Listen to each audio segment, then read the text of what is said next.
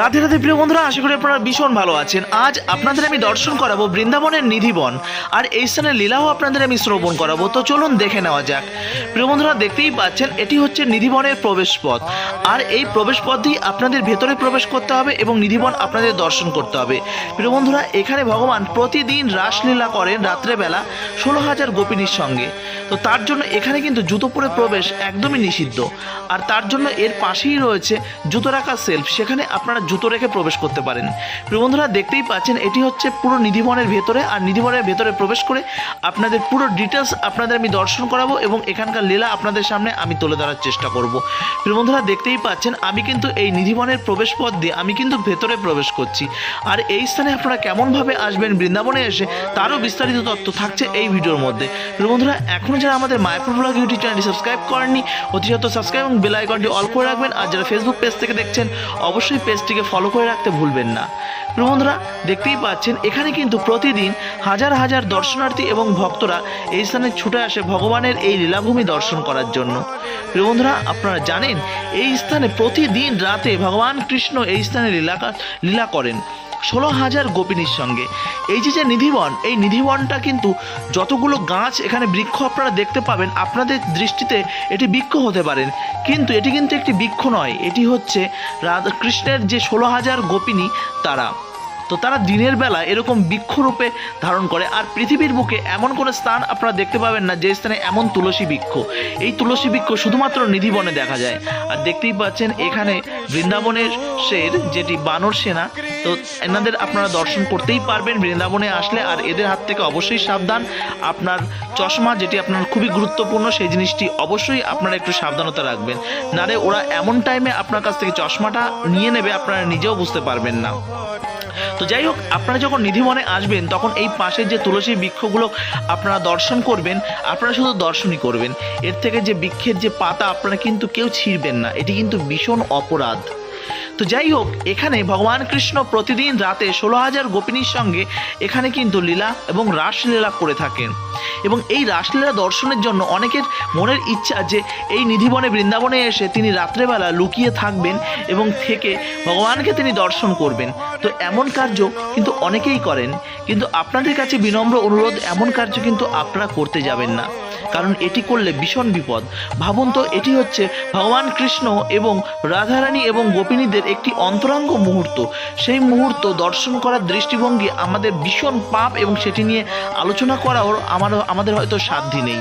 তো যাই হোক, সেই প্রচেষ্টা যারা করেছে তারা কিন্তু আর জীবিত ফিরে বেরোয়নি। আর আপনারা যখন এই নিধিবনে আসবেন তখন দেখবেন নিধিবনের সাইড দিয়ে অনেক বড় বড় গেস্ট হাউস আপনারা লক্ষ্য করবেন, কিন্তু কোনো গেস্ট হাউসেরই কিন্তু কোনো রকম কোনো জানলা আপনারা দেখতে পাবেন না যেটি নিধিবনের দিকে অবস্থিত। প্রিয় বন্ধুরা, এই নিধিবনে কিন্তু ভগবান কৃষ্ণের হাজারো হাজারো লীলা এখানে রয়েছে।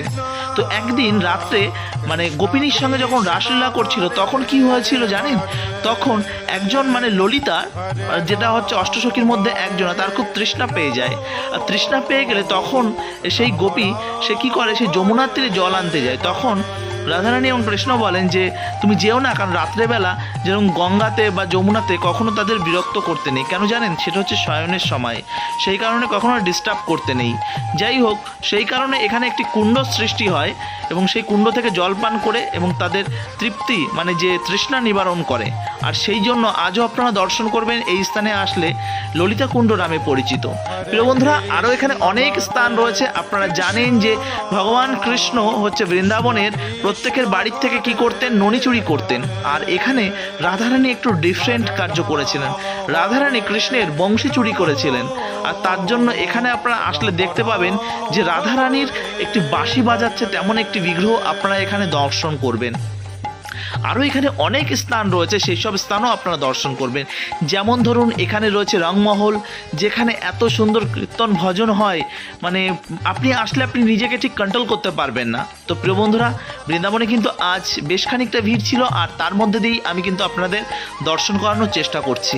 তো সেই রংমহল রয়েছে, আরও কয়েকটি স্থান রয়েছে। আরও একটি গুরুত্বপূর্ণ জিনিস দেখুন, এখানে যে তুলসী বৃক্ষগুলো রয়েছে এই নিধিবনে, প্রত্যেকেই কিন্তু মাটির দিকে তারা ঝুঁকে রয়েছে। কেন জানেন? এই বৃন্দাবনে যত বৃক্ষ আপনারা দেখবেন, প্রত্যেক বৃক্ষই দেখবেন মাটির দিকে তিনি নমন করে আছেন। কেন জানেন? তারা কৃষ্ণকে শ্রদ্ধা জানায়। তো যাই হোক, ঠিক এমনভাবেই আপনারা দেখতে পাবেন। আর এখানে যে তুলসী বৃক্ষগুলো দেখবেন, নিচে থেকে কি আছে, একটা ঘাস পাতা আপনারা দেখতে পাবেন না, আর নিচে থেকে মনে হবে গাছটি পুরো মৃত, কিন্তু উপর থেকে আপনারা যখন দেখবেন পুরো হারা ভরা, মানে একদম সবুজ গ্রিনারি। তো যাই হোক, এই বৃক্ষগুলো কিন্তু যেসে বৃক্ষ নয়, এখানে কিন্তু 16,000 গোপিনী রয়েছে। আর এটি কিন্তু রাতের বেলা গোপিনী রূপে তারা কিন্তু ভগবান কৃষ্ণের সঙ্গে আজও রাসলীলা করেন। আর এই যে স্থানটা দেখছেন, এখানে এসে প্রত্যেকেই দেখবেন, এখানে এসে প্রত্যেকেই এখানে ঘোরে এবং বিভিন্ন নৃত্য করে, এমন অনেক জিনিস আপনারা এই স্থানে আসলে দেখতে পাবেন। তো এটা করবেন আপনারা, কারণ এখানে ভগবান কৃষ্ণ রাসলীলার একটি গুরুত্বপূর্ণ স্থান, যে স্থানগুলো আপনারা দর্শন করছেন, এবং এরকম বেশ কয়েকটি স্থান রয়েছে এই নিধিবনের মধ্যে, সেগুলোকে আপনারা দর্শন করবেন।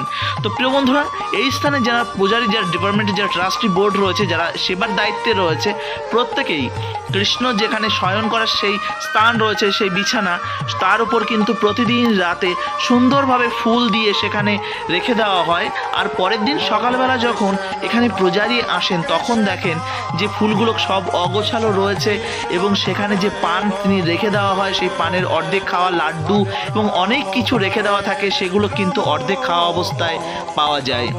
তো প্রিয় বন্ধুরা, ভক্তি এবং শ্রদ্ধা এবং বিশ্বাসের সঙ্গে আমরা বৃন্দাবনকে আমাদের খুব হৃদয় দিয়ে আমরা অনুভব করি। তার জন্যই কিন্তু বহু দূর দূরান্ত থেকে বহু দর্শনার্থী এবং শ্রদ্ধালু ভক্তরা তারা কিন্তু প্রতি বছর এরকমভাবে ছুটে আসে বৃন্দাবনে। আর আমিও কিন্তু বছরের বিভিন্ন সময় বৃন্দাবনে ছুটে আসি। তো প্রিয় বন্ধুরা, আপনারা এই স্থানে কেমনভাবে আসবেন তার বিস্তারিত তথ্য এবার আপনাদের সামনে আমি তুলে ধরার চেষ্টা করি। আপনারা যদি বৃন্দাবনে এসে সাধারণত ইস্কন মন্দিরের কাছাকাছি বা প্রেম মন্দিরের কাছাকাছি সবাই থাকার চেষ্টা করে, যেরকম পরিক্রমা মার্গ 84 যে পঞ্চকোষ পরিক্রমা মার্গের কাছাকাছি, কারণ সেই স্থানে থাকলে সেই স্থান থেকে প্রত্যেকটা স্থানে যাওয়া খুব ইজি। আর সেই স্থানে থাকলে সেই স্থান থেকে আপনারা পায়ে হেঁটে এই স্থানে আসতে পারবেন।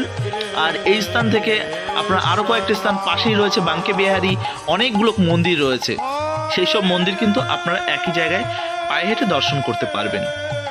প্রিয় বন্ধুরা, তো এই স্থানে আরও কিছু একটা গুরুত্বপূর্ণ বিষয় আমার মনে পড়ে গেছে, সেটি হচ্ছে এখানে যে ভগবান যে কৃষ্ণের সঙ্গে যে রাসলীলা করছিলেন, তো সেটি দেবাদিদেব শিবের খুব ইচ্ছা হয়েছিল ভগবানকে সেই রূপ দর্শন করার জন্য। তো প্রিয় বন্ধুরা, দেখতেই পাচ্ছেন এটি হচ্ছে রাধারানী, আর রাধারানী হাতের বংশী আপনারা দর্শন করছেন। কিছুক্ষণ আগেই আপনাদের বলেছিলাম না, তো এই বিগ্রহটা ভারতবর্ষের মধ্যে ঠিক এই স্থানেই আপনারা দর্শন করবেন। তো যাই হোক, দেবাদিদেব মহাদেবের খুব ইচ্ছা হয়েছিল তো এই স্থানে গোপিনীদের সঙ্গে ভগবানের লীলা দর্শন করার। যখন দেবাদিদেব মহাদেব আসেন, তখন গোপী তাদেরকে বারণ করে দেবাদিদেব মহাদেবকে যে না, তোমাকে এই লীলা দর্শন করতে দেওয়া যাবে না। তখন দেবাদিদেব মহাদেবের ভীষণ আগ্রহ হয় এবং ইচ্ছা হয়। তখন কি করলো, দেবাদিদেব একটি গোপী বেশে তিনি কিন্তু এসেছিলেন। আর ভগবান কৃষ্ণর তিনি অন্তর্যামিনী, তিনি কিন্তু সব বুঝে গেছিলেন, এবং বুঝে গিয়ে তিনি কিন্তু বলেছিল, হে গোপেশ্বর মহাদেব। আর তখন রাধারানী রেগে গিয়ে বলেছিল যে প্রত্যেকটা গোপিনীর নাম রয়েছে, তাদের কোনো স্পেশাল নাম দেননি, আর আপনি এই নতুন গোপীকে নাম দিয়ে দিলেন গোপেশ্বর মহাদেব। হ্যাঁ বন্ধুরা, এই গোপেশ্বর মহাদেবকে আজও আপনারা এই নিধিবনে আসলে তার পাশেই অবস্থান করছেন দেবাদিদেব মহাদেব, সেই স্থানে আপনারা দর্শন করবেন এই গোপেশ্বর মহাদেবকে। তো প্রিয় বন্ধুরা, ভালো থাকুন, সুস্থ থাকুন, আর এইভাবে মায়াপুর ব্লগের সঙ্গে জুড়ে থাকুন, যাতে মায়াপুর ব্লগ ভারতবর্ষের বিভিন্ন প্রান্তের সুন্দর সুন্দর আপডেট আপনাদের সামনে তুলে ধরতে পারে। তো অলরেডি আমাদের নিধিবন ভ্রমণ পুরোপুরিভাবে দর্শন আমাদের কমপ্লিট হয়ে গেছে। এখন আমরা নিধিবন থেকে বেরোবো এবং আপনাদের আরও সুন্দর সুন্দর স্থান আপনাদের দর্শন করাবো। তো চলুন আমরা এখন নিধিবন থেকে বেরিয়ে বাইরে কয়েকটা স্থান। প্রিয় বন্ধুরা, পরবর্তী আপডেটের জন্য অবশ্যই অপেক্ষা করুন। হরে কৃষ্ণা, জয় শ্রীলা প্রভুপাদ, জয় শ্রীধাম বৃন্দাবন কি জয়, রাধারানী কি জয়, রাধে রাধে, হরে কৃষ্ণা, জয় শ্রীলা প্রভুপাদ।